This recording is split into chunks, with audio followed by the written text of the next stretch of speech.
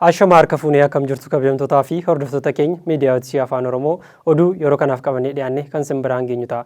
Jalqaba irratti hangafoota isaanii. Eebbifamoo fi qulqullaa'oo Abuna Maatiyaas dhimmoota waaqtawaa ilaalchisee erga abbummaa dabarsan. Ayyaanni waggaa qulqulluu Gabri'eel bakkeewwan adda addaatti haala gaariin kabajamee ooleera. Eebbifamtoonni abbootii phaaphaasootaa hojiilee misoomaa adda addaa daawwatan. Eebbifamoo Abuna Gorgoriyoos duuka buutotaaf aangoo lubummaa kennan. Hordoftoota keenya kunneen amma hangafoota ijoo isaanii turanii amma gara oduu bal'inaatti isin ceesisna. Oduu waliin ani Abdii Milkeessaa akka xumuraatti nu waliin tura. Eebbifamoo fi qulqullaa'oo Abuna Maatiyaas Paatriyaarkiin duree Phaaphaasota Itoophiyaa hangafa Phaaphaasii Aksuum teessoo Abbaa Takla Hayimaanoot dhimmoota waaqtawaa ilaalchisee ergaa abbummaa isaanii dabarsan. Waaqayyo dhiifama taasisa warra miidhame hundaaf ni murteessa. Faaruu 102:6 irraa. Manni Kiristaanaa Ortodoksii Tawaahidoo Itoophiyaa bara duuka bu'ootaa irraa eegalee ifa wangeelaa ibsuudhaan daandii nageenyaa barsiisuudhaan haqa jabeessitee warra dhiphatan jabeessaa uummataa fi biyya gargaaraa kan turtedha. Ergama qulqulluu kana keessattis abbootii fi harmootiin monoksoonni kabaja faayidaa haala gaarii fi kan kana fakkaatan yeroof addunyaa kanarraa argamu fedha isaaniitiin dhiisanii kawaala keessatti galuun godoo isaanii keessatti soomaa fi kadhannaan murtaa'anii jireenya isaanii kasoominaan waaqayyoof kennuun waa'ee isaanii qofa osoo hin taane waa'ee biyyaa, waa'ee nagaa fi waa'ee nageenya addunyaa guutuu halkanii fi guyyaa kan kadhatan eebba keenyadha. Fannoo kan baatan abdii isaanii kadhannaa kan taasifatan uumama hundaaf dhiifama kan kadhatan ofii isaanii baraaruuf haalduree qophii meeshaa tokkollee kan hin qabne monoksota kanarratti harka kaasuun waaqayyo biratti kan dhorkame seenaa fuuldurattis kan leeyyaasisudha. Biyya lallaba Walloo Aanaa Booranaa kawaala tokkummaa abboolii fi haadholii Askeetis Qulqulleettii Arseemaa Abuna Aragaawii fi Qulqulluu Qirqoos Giyoon Abbaa irratti adoolessa 15 bara 2018 miidhaa dhaqqabeen lubbuu haadholii monoksotaa darbuu baay'een isaanii madaa'uu meeshaaleen qulqullaa'oo kawaalichaa baay'een manca'uu ibsa biyya lallabichaa irraa kennameen gadda guddaan kan dhageenye yoo ta'u haaluma wal fakkaatuun guyyuma kana biyya lallaba Haadiyyaa Silxee keessatti iddoon waaqeffannaa humnaan diigamuu fi amantoota irratti miidhaan dhaqqabuun kan baay'ee nama gaddisiisuu fi gonkumaa taatee fudhatama hin qabne gochaa hin malledha.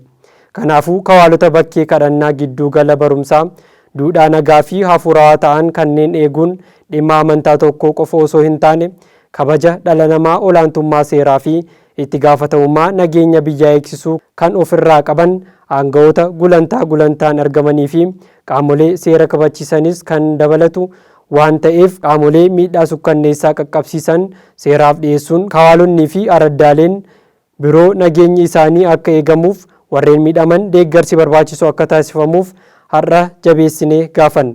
Xumurarrattis amantoonni kiristaanaa fi Itoophiyaanonni guutuun qaama miidhaa badiin kun qunname waliin hafuuraanis ta'e deeggarsa namoomaan akka isaan cinaa dhaabatan adaraa isiniin jechaa waaqni keenya inni dhugaan murteessu warra miidhameef haqa warra madaa'eef fayyina haala maleen lubbuu isaanii kan dhabaniif boqonnaa lubbuu mana kiristaanaa keenyaaf biyya keenyaaf nageenya nuuf haa kennu jechaa ergaa abbummaa keenya maqaa waaqayyootiin dabarsina. Waaqayyo Itoophiyaa fi uummata ishee haa eebbisu jechuun ergaa abbummaa isaanii dabarsaniiru.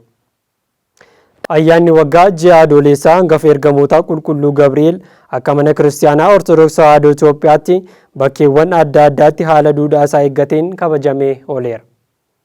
Bifuma kanaan ayyaanni waggaa qulqulluu Gabri'eel kawaala tulluu humnaa qulqulluu Gabri'eel Qullubbiitti bakka eebbifamoo hojii gaggeessaa mana lubummaa waliigalaa fi barreessaan qulqulluu Sinodoosii argamanitti bifa ho'aa ta'een kabajameera. Adoolessa 19 guyyaa itti hangafni ergamoota qulqulluu Gabri'eel waaqarraa ergamuun daa'ima qulqulluu Qirqoosii fi haadha isaa qulqulleettii Iyyaduu bishaan danfaa fi ibidda laboobaa keessaa isaan baraare akka mana kiristaanaa Ortodoksii Tawaahidoo Itoophiyaatti waggaan bakkeewwan adda addaatti ni yaadatama. Ayyaanni kunis biyya lallaba Harargee Bahaa kawaala tulluu humnaa qulqulluu Gabri'eel Qullubbiitti eebbifamoo Abuna Saawuroos hojii gaggeessaa mana lubummaa waliigalaa hangafa Phaaphaasii biyyoota lallaba Shawaa Kibba Lixaa fi magaalaa Shaggar eebbifamoo Abuna Diyoosqoroos barreessaa qulqulluu Sinodoosii hangafa Phaaphaasii biyya lallaba Raayyaa eebbifamoo Abuna Niqoodimoos hangafa Phaaphaasii biyyoota lallaba Harargee Bahaa Wallagga Bahaa fi Horroo Guduruu Wallaggaa Eebbifamtoonni abbootii phaaphaasootaa akkasumas hojii gaggeessitoonni olaanoo waajjira mana lubummaa waliigalaa aangawoonni mootummaa fi hawaasni kiristaanaa hedduun bakka argamanitti kabajamee ooleera. Kabajni ayyaanaa kunis sirna galatoo dursummaa eebbifamaa Abuna Saawuroosiin erga gaggeeffamee booda taabonni kakuu Waaqayyoo teessoo isaa irraa ka'uun uummata eebbiseera. Sagantaa kana irrattis yeedaloon Yaareed hayyoota kawaalichaa fi barattoota dilbataan erga dhiyaatee booda eebbifamoo Abuna Niqoodimoos ergaa baga nagaan dhuftanii dabarsuun eebbifamoo Abuna Gabri'eel hangafa Phaaphaasii biyya lallabaa Shawaa Lixaa jecha raajii Yohaannis boqonnaa 18 lakkoofsa 1 irra jiru kana booda aangoo guddaa kan qabu ergamaan biraa samiirraa yeroo bu'uun arge kabaja isaa irraa kan ka'es dacheen ni ifte jedhu bu'uura godhachuun barumsa wangeelaa bal'aa kennaniiru. Itti aansuunis gabaasni haaromsa kawaalichaa bulchaa kawaalichaa Malaaka Haayil Qomoos Abbaa Salaamaan dhiyaateera. Sagantaa kana irrattis eebbifamaa Abuna Diyoosqoroos barreessaan qulqulluu Sinodoosii ergaa baga geessanii fi ergaa abbummaa dabarsaniiru. Xumura irrattis eebbifamoo Abuna Saawuroos saganticha kadhannaa fi eebbaan goolabuun taabonni kakuu Waaqayyoo uummata eebbisuun teessoo isaa kabajaatti deebi'eera.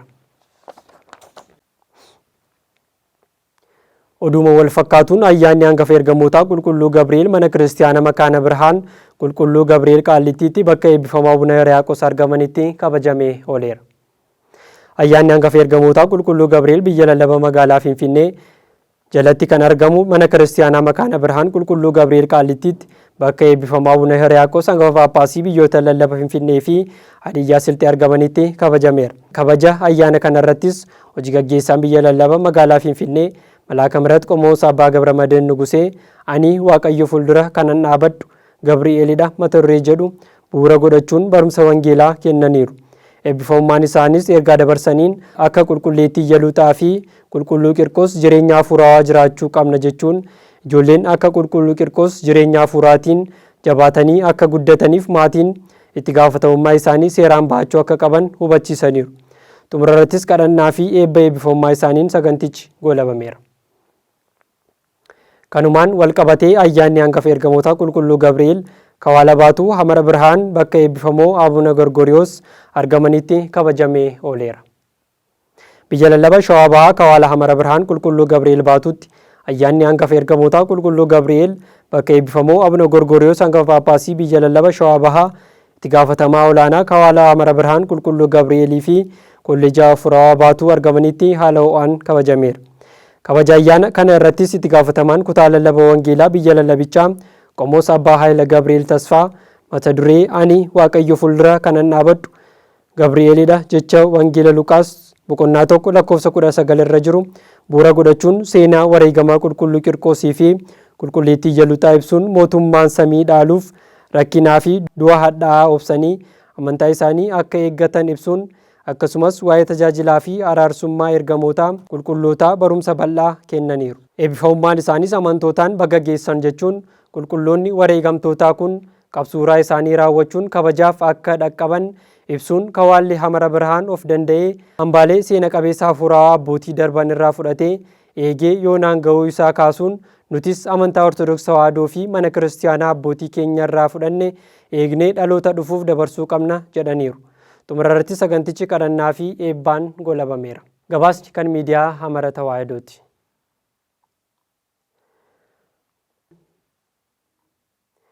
Bifuma kanaan ayyaanni waggaa qulqulluu Gabri'eel Kawaala qulqulluu Gabri'eel hawaasaatti bakka eebbifamaa Abuna Yoosiif argamanitti kabajamee ooleera. Ayyaanni waggaa qulqulluu Gabri'eel biyya lallabaa Sidaamaa Kawaala Dabra Mihirat qulqulluu Gabri'eel hawaasaatti eebbifamaa Abuna Yoosiif hangafa Phaaphaasii biyya lallabaa Sidaamaa fi kolleejii Hafuurawaa Finoota Xibaba hawaasaa eebbifamoo Abuna Maqaariyoos hangafa Phaaphaasii biyya lallabaa Lixa Kaanaadaa hojii gaggeessaa biyya lallabichaa Magaabii Xibabaat Abbaa Zamikaa'el Margiyaa kantiibaa magaalaa hawaasaa obbo Xiraatuu Bayyana keessummootaa fi amantoonni hedduu bakka argamanitti kabajamee ooleera. Sagantaa kana irrattis abbootii fi faarfattootaan faaruun Yaareed dhiyaateera. Malaaka Salaam luba Taarraqany Ingidaa ergaa dabarsaniin biyyi lallabichaa tajaajila hafuuraa afaan Sidaamaan dhaqqabsiisuuf macaafni kadhannaa gara afaan kanaatti hiikamuu isaanii fi gara fuulduraattis macaafonni qulqullaa'oo hiikamaa akka jiran ibsaniiru. Kantiibaan magaalaa hawaasaa obbo Xiraatuu Bayyana ayyaana kana kabajuuf bakkeewwan adda addaa irraa amantoota achitti argamaniif ergaa baga nagaan dhuftanii fi baga geessanii dabarsuun yeroo itti aanuttis ayyaana qulqulluu Gabri'eel kabajuuf gara kawaala kanaatti dhufuun akka kabajaniif ergaa isaanii dhaamaniiru. Eebbifamoo Abuna Yoseefis kabaja ayyaana kanarratti jecha yeroo bishaanicha keessa darbitutti si waliin jira jedhu bu'uura godhachuun hiikaa kabaja ayyaanichaa gama afuraatiin jiruu fi jabeenya amantaa irratti barumsa kennaniiru. Dabalataanis bulchiinsa magaalaa Hawaasaaf deeggarsa taasisaniif galateeffataniiru. Xumurarrattis saganticha eebbifamoo Abuna Maqaariyoos kadhannaa fi eebbaan goolabaniiru. Jilli hojii gaggeessaa mana lubummaa waliigalaa fi barreessaa qulqulluu Sinodoosiin durfamu masaraa mootummaa Dirree Dhawaa fi hojiilee misoomaa magaalaa Dirree Dhawaa keessatti hojjetamaa jiran daawwatan. Jilli hojii gaggeessaa mana lubummaa waliigalaa eebbifamoo Abuna Saawuroosii fi barreessaa qulqulluu Sinodoosii eebbifamoo Abuna Diyoosqoroosiin durfamu masaraa mootummaa magaalaa Dirree Dhawaa fi mana kitaabaa Emertaa magaalaa Dirree Dhawaa keessatti argamu daawwataniiru. Daawwannaa kanarrattis eebbifamoo barreessaa qulqulluu Sinodoosii eebbifamoo Abuna Diyoosqoroos ergaa dabarsaniin barumsi hundee qaroominaati. Mana kitaabaa ammayyaa akkasii magaalaa kana keessatti ijaaramuun isaa lammiilee as keessa jiraataniif baay'ee barbaachisaadha. Masaraan mootummaa kunis biyya seenaa fi duudhaa isaa eeggatee haala kanaan dhalootaaf darbuun isaa baay'ee kan nama gammachiisudha jedhaniiru. Eebbifamoo Abuna Saawuroosis ergaa dabarsaniin hojiilee misoomaa magaalaa kana keessatti hojjetamaa jiran baay'ee kan nama gammachiisuu fi kan jajjabeeffamu ta'uu ibsuun simannaa isaaniif taasifame hundaaf galateeffataniiru.